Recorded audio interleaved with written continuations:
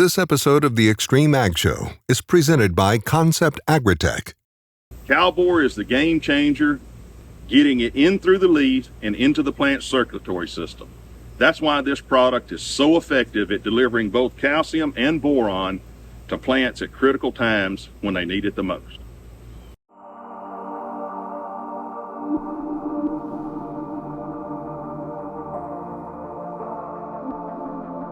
For our nation's farms, the land is mostly shrinking. As more and more people move into rural areas, farmland is now frequently in direct contact with neighborhoods and businesses, forcing farmers into smaller, irregularly shaped fields. The methods for applying nutrients must be precise, making it increasingly difficult to use traditional methods like aerial application. New technology is stepping in to fill the need, and Kevin Matthews is ready to put it to the test. We're out here today. We're spraying soybeans. We've had excessive rain, craziest June weather we've had in years. But these soybeans, we've got a V3, V4 application that we need to apply, and the ground is so wet we cannot get our heavy sprayers in the field. And you know, it's hard to get a helicopter up here, and then the plains, we got too many houses, too many people.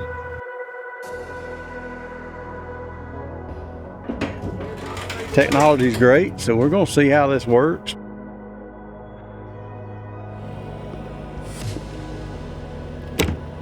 This is a DJI T40. When it's fully loaded, it's right at 200 pounds. And so today what we're gonna do is we're gonna spray these beans. We'll take the fill tanks, everything will be mixed, we'll put it in there, and once the flying starts, it's fairly automated. It's extremely accurate, but the great thing about these drones is that, you know, you can have a week's worth of rain. As soon as it stops, you can get right up and go fly. So right now what I'm doing is I've set up a grid of this field, and then I'll upload it to my computer, and using DJI Terra, I'll process those images to create one big map of this field where I can go in and draw out all of our boundaries and our obstacles and map out any obstacles that we don't want to spray or we want the spray drone to avoid. Yeah, we want to have some check rows, so we want to make sure that we take those off of the map. So that way that we're telling the drone, all right, buddy, spray everywhere, just don't spray this right here. And so when it gets there, it'll either go around it, it'll shut off the spray, and then pick the spray back up where we instruct it to.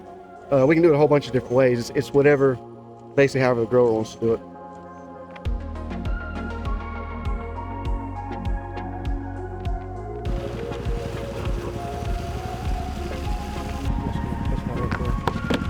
The battery will probably go out where the solution does. When you utilize the drone, you're getting the maximum usage out of all of your acreage. Nothing against crop dusters or anything like that. Like if you look out here, we've got wood lines kind of surrounding us. We got residences. You can't just swoop in and get everything. With us, we can start in that very corner right there and program this drone so that it gets plus or minus about 3 centimeters. It's hard to beat.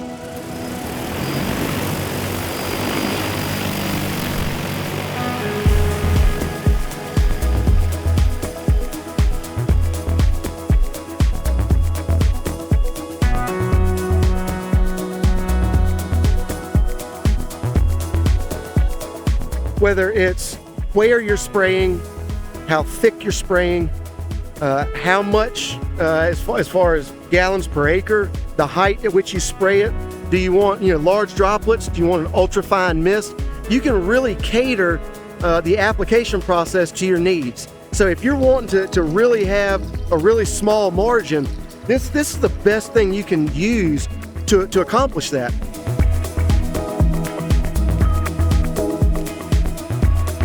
One of the great things about using the drones is that the response time. We got this call right at 24 hours ago, and we're able to respond. And that's because, number one, it's portable. Number two, we can up and move pretty much anytime we need to. With an aircraft or a helicopter, it takes a lot more planning than that.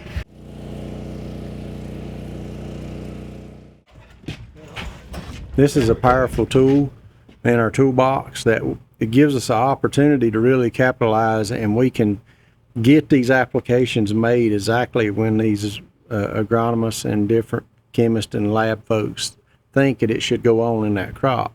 I use the word think because that's what we do with XtremeAg, is we want to clarify and define if that thinking process is the right time of that crop.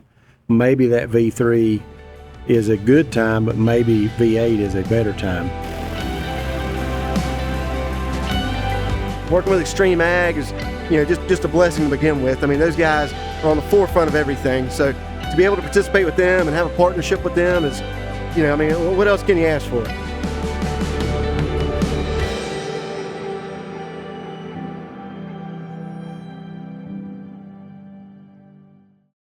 AminoGrow is an exciting new product put out by Concept AgriTek. What we've seen is an increase in fruiting sites as well as branching, and this has equated to yield.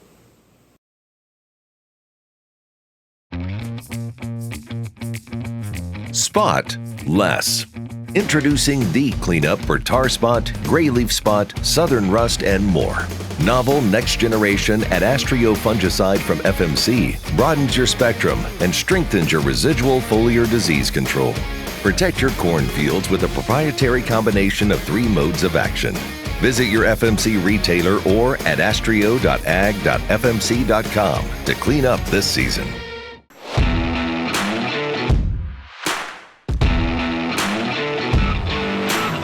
Introducing Demco's newest dual auger grain cart design.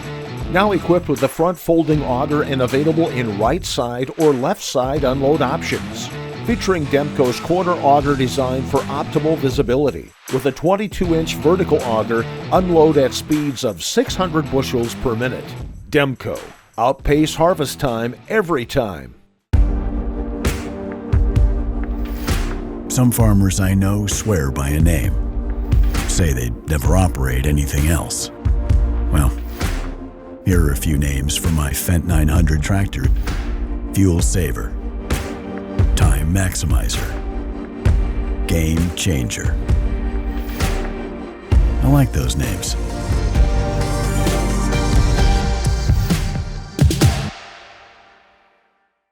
BioHealth is a product by Concept AgriTek made up of a consortium of beneficial biology that actually colonize the plant and boost the plant's immune system from the inside.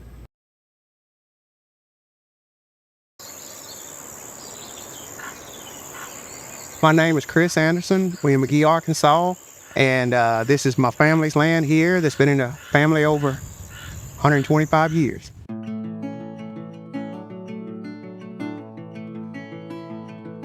It's 120 acres total, and I farm about 400 acres.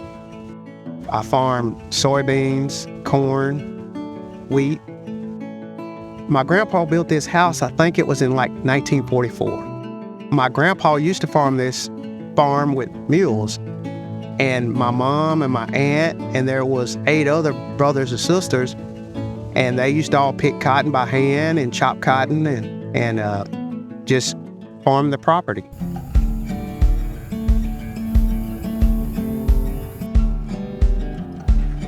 The challenges I've faced are, being a black farmer,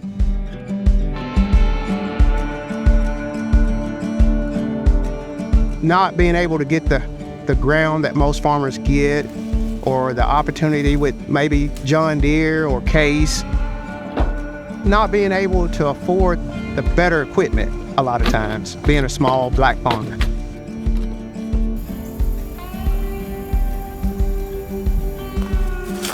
You have to use older equipment, have a lot more trouble.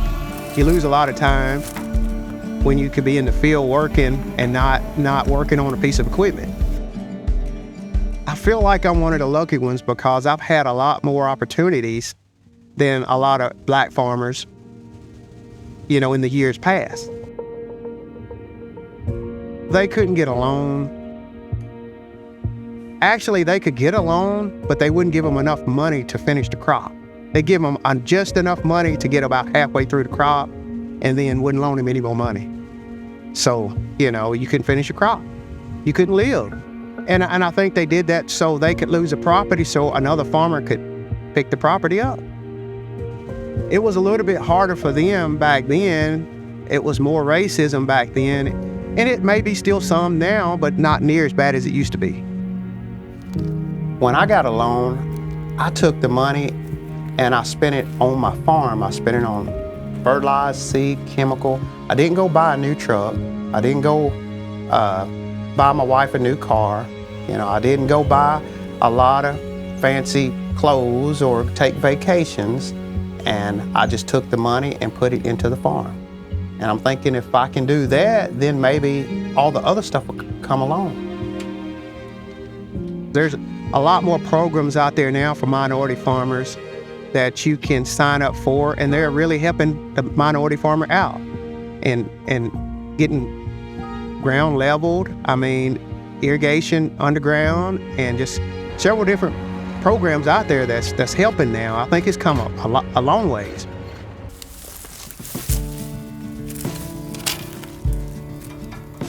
I love farming ever since I was a little kid. I used to play right out there in that road in the dirt with toy tractors. When everybody else was in town, I was out there in the dirt with my little tractors playing.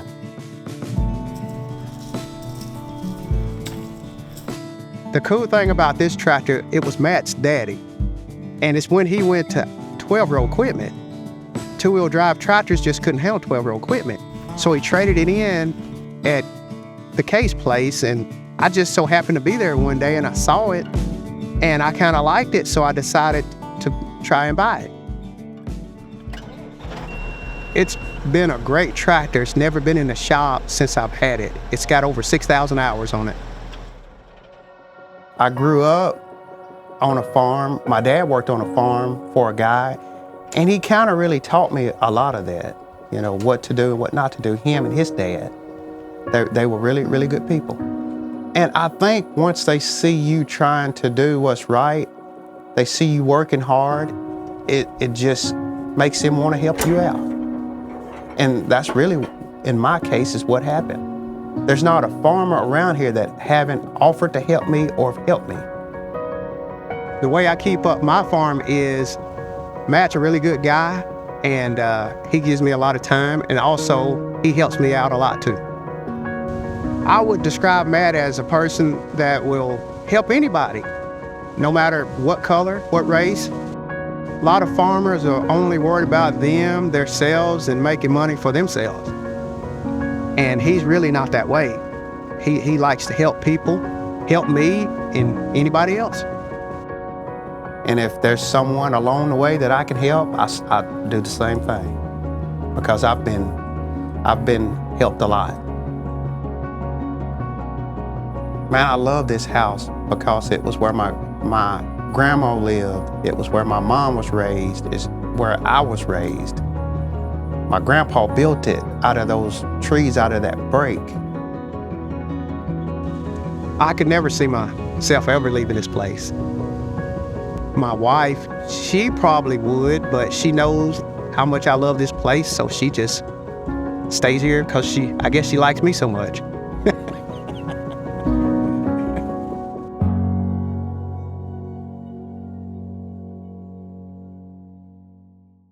Adding Raytheon into your in-fur application, or even an over-the-top application, Ground V3, V4, can do wonders in helping that plant navigate tough soil conditions as far as nutrient tie-up is concerned.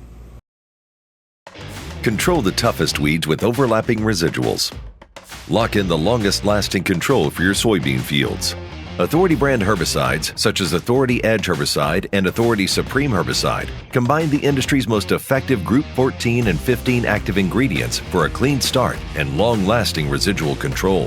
Following up 14 to 28 days later with a post-application of Anthem Max Herbicide through V6 establishes a heavy-duty, economical, overlapping residual program.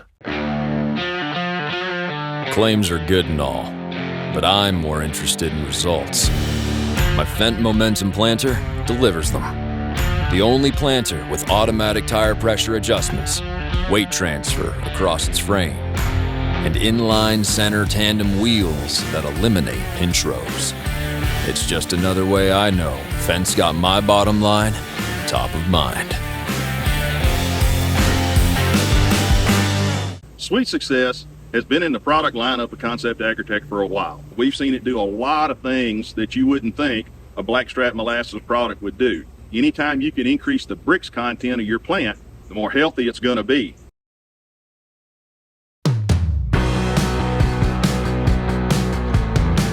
Get ready to dive into the wet and wild world of irrigation, where Matt Miles and Chad Henderson take center stage.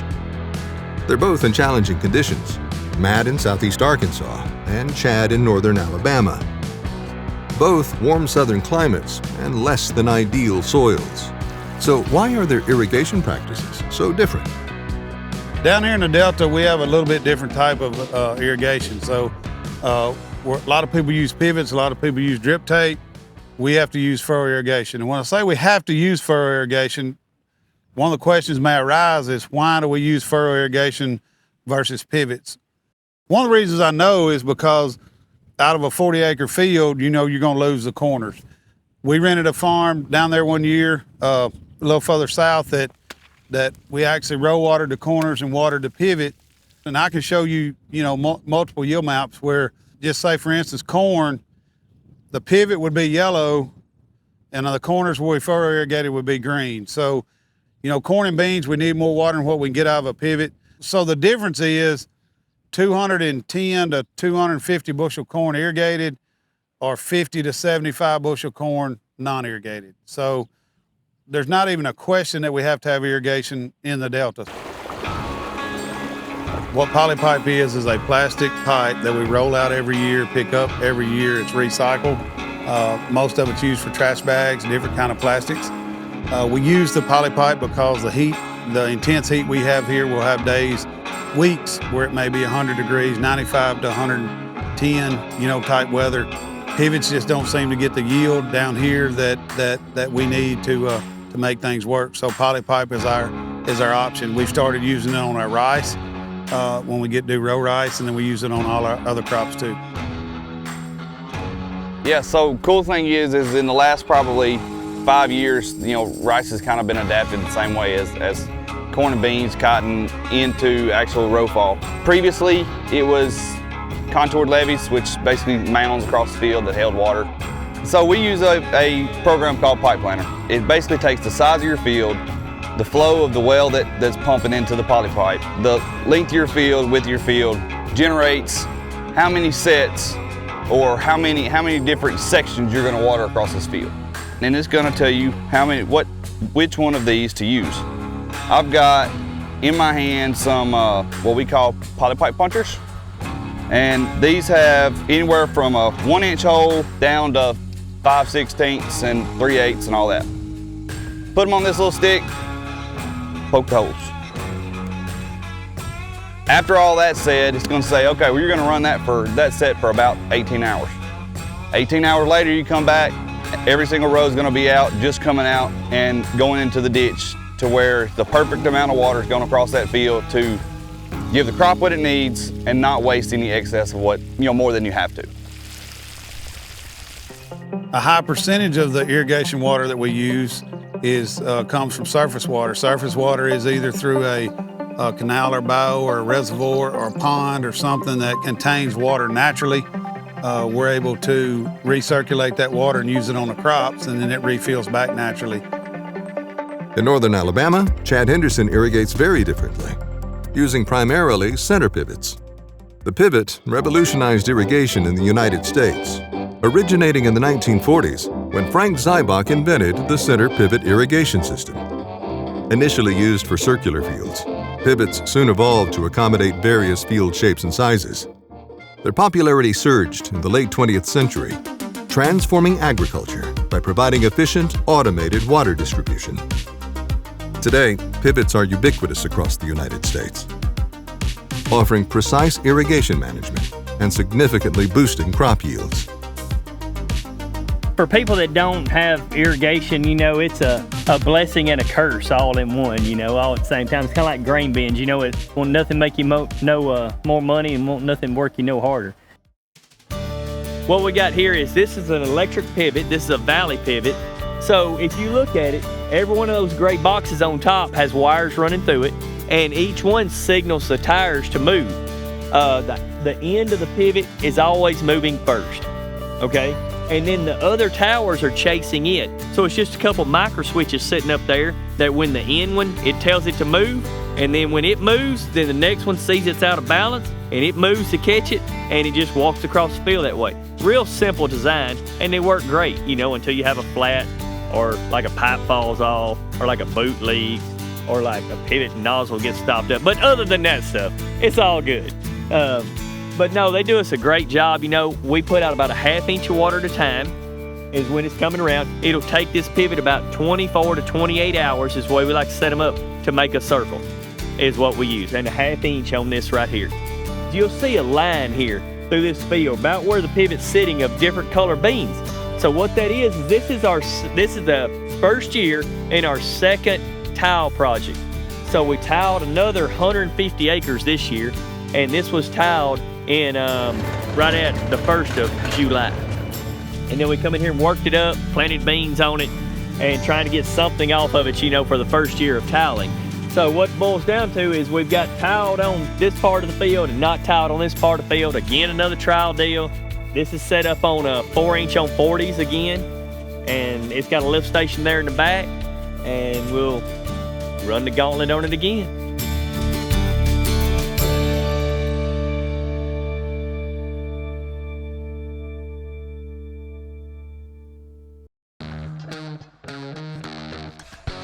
Go long for season-long foliar disease protection that starts at plant.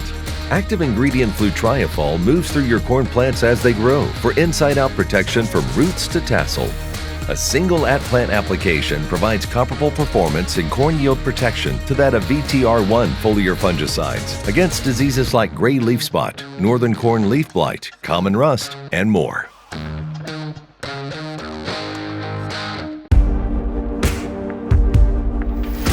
Some farmers I know swear by a name, say they'd never operate anything else. Well, here are a few names for my Fendt 900 tractor. Fuel Saver, Time Maximizer, Game Changer. I like those names.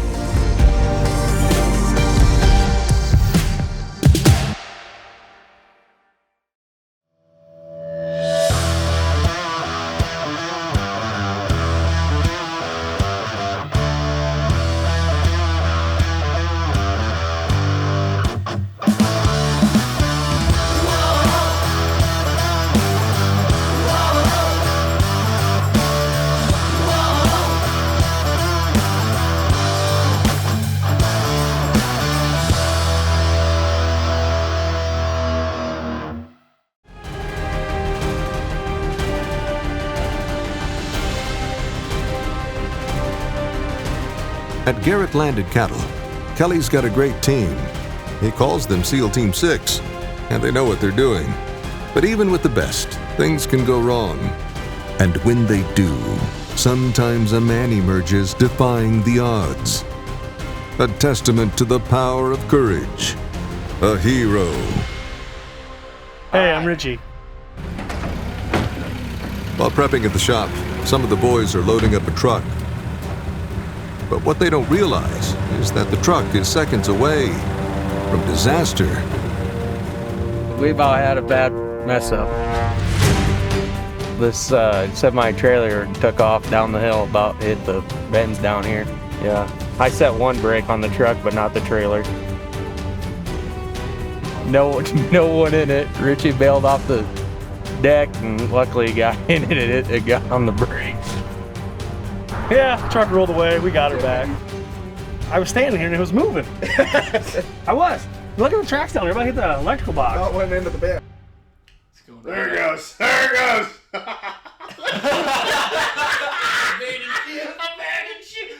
That was going right to that generator, man.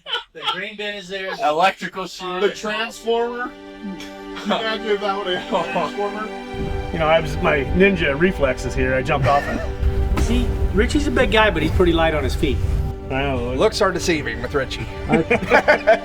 If Richie was a cartoon, he'd be Kung Fu Panda. Richie saved us.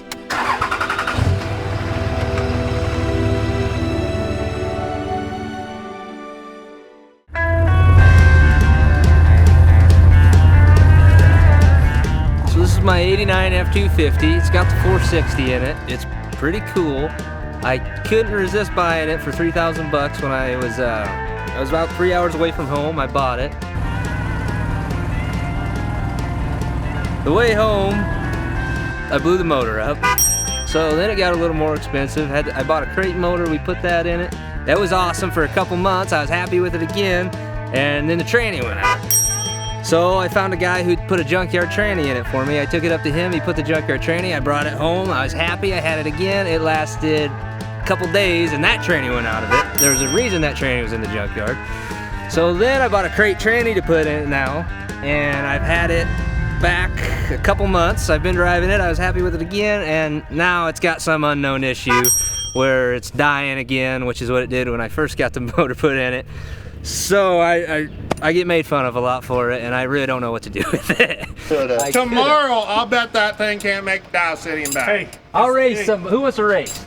Well, I ain't gonna race you in my Pick any pickup. one of them. How far you want to go? I'll race you to the turn off to Alex Berry's. I'm so confident you can't make it back, I'll race you in my pickup. The left sled? I think that's forklift for beating there. With the propane exchange. It started off as a couple $1,000 pickup. It was real cheap, real good deal. I think I've got a lot more than that in it now. It's 4 or 5 times that, so it hasn't gone well for me, but it still looks cool sitting there. It changes everything, so says Indiana corn grower Nathan Davis about innovative Xyway LFR fungicide from FMC. Xyway brand fungicides are the first and only at-plant corn fungicides to provide unprecedented season-long inside-out foliar disease protection. Precision is understanding the potential hidden within.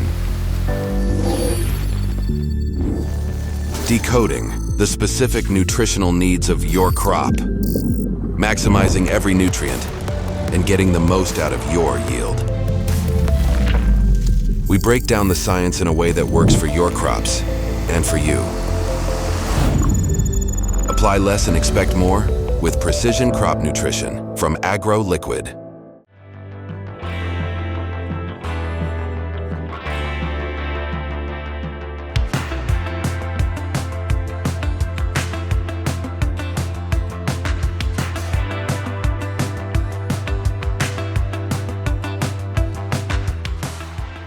This is a corn seed. This is a soybean seed. Both represent amazing examples of agricultural innovation. You know, in the 1930s, we began hybridizing corn, breeding traits into the corn that we thought would make it better. Amazing adoption of hybridized corn has made it so that today we harvest 6.5 times more bushels per acre than we did just 90 years ago. Soybeans, not really much of a crop in broadacre in the United States of America until the 1950s and 60s. On a trend line, we gain about 9/10 of a bushel more per year on soybeans than we did the year prior. Think about that.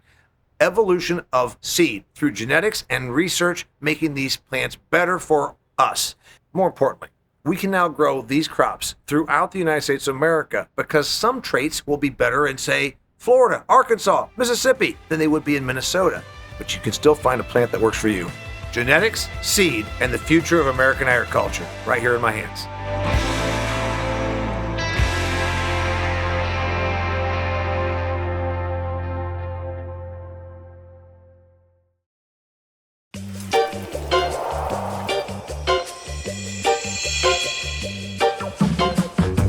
Molly. I don't know how to say the whole thing. So molybdenum. So we're just going to say Molly today. So we're going to call it Molly for short because nobody can say it. Molybdenum, or Molly as we call it, it's just it's a micronutrient, and really in the last probably year, we've learned a lot about it. Never really paid attention to it. Never really thought we needed it much. It's very scarce in the soil. There's only a couple different companies out there that actually make just Molly without building Molly with boron. You know, most of them are Molly boron blend. And I don't know whether I should say this or not, but I'm going to say it. I've tried to use straight moly on corn, and I've never seen a response. Probably its main role, it is a key nutrient in the nitrate reductase enzyme.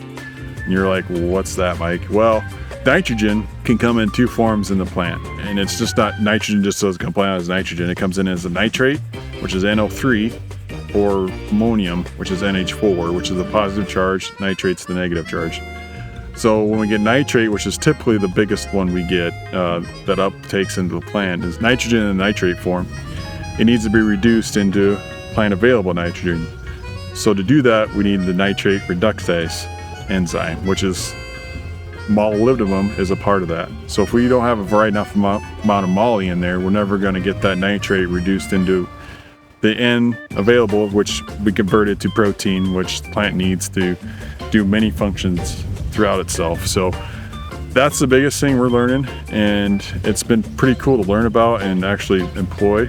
Using moly as a foliar feed on corn, soybeans. Soybeans really are bigger because they're such an N-fixing, N-hungry plant.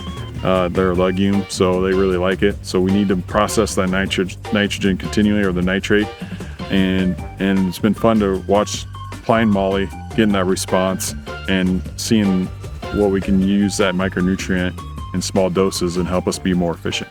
What moly does on a corn plant, we don't actually know, but when you accompany moly with boron, those two things are very synergetic, and we get a bigger response out of the boron when we add the moly to it. Boron does a lot of different things in a plant. One thing that it does is it helps translocate stuff. Well, that's kind of some of the same similarity things that moly does in soybeans, but moly and soybeans do something very different.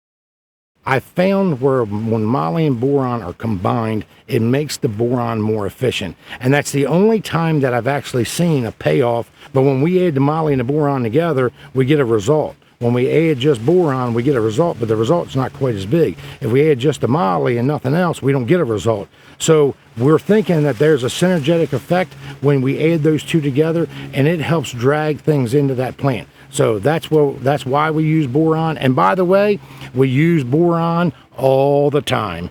If we can use micronutrients like moly, iron, copper, even one that nobody talks about, cobalt, is another micronutrient that's very well talked about. They all help in that nitrogen processing. And once we start processing nitrogen efficiently, we don't need as much as we thought we did. And you can look at these fields out here, they're nice and green, but they're not deficient in nitrogen. We can test you sample them and say we're pretty good range, but we're not processing it right. We call it affectionately, we're fat and obese, or fat and diabetic here. The plants, they look good, but they're not healthy. So we need to process the nitrogen, make it do what it's supposed to do in that plant, and we use micronutrients that are key in the enzyme reactions of that nitrogen processing in the plant. So that's, when somebody asks how can you tell? Well, what we're learning is you got to use certain testing methods to find that out, and then employ right products to help that. Now what I'm trying to do on corn is, instead of just adding boron, when we make a pass across the field, whether it's a foliar pass or whatever else, I'm adding the moly and boron component, and then I'm actually adding a little bit more boron to it. I'm helping drag more of that boron into the plant, and that's how I use moly on corn, because there's not actually any proof out there that I have on my farms where when it's just by itself, that it actually gives me a positive ROI.